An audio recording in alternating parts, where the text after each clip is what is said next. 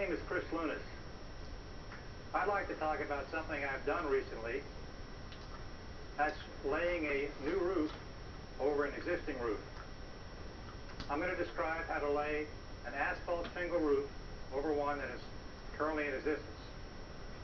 The first thing I want you to do is clean the old roof as much as possible. Next, lay a 5-foot strip along the base of the old roof. On top of that, you're ready to lay your first shingle. The shingles generally are 13 inches wide and 39 inches long. The first row will be 10 inches. Therefore, you have to cut 3 inches from the first row of shingles. After that row, the preceding rows will be full shingles. In order to get the proper pattern on the roof, you have to go to one edge of the roof and make cuts in the shingles that you first lay. The cuts will be 6 inches, 9 inches, 3 inches, 6 inches, and then a full shingle. Lay the shingle progressively up the roof, and the pattern will appear the same as the old pattern on the roof.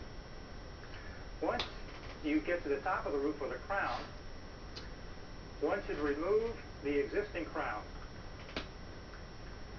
Once the shingles are up to the crown, replace that crown using pieces of the shingles. Each shingle is 3 shingles wide. Each individual shingle is 13 inches. Cut the shingles so that you have a 13-inch square. Lay the 13-inch squares perpendicular to the roof with a 5-inch overlap. Once this is done, your roof is complete, and your new roof should look like the old roof, only brand new.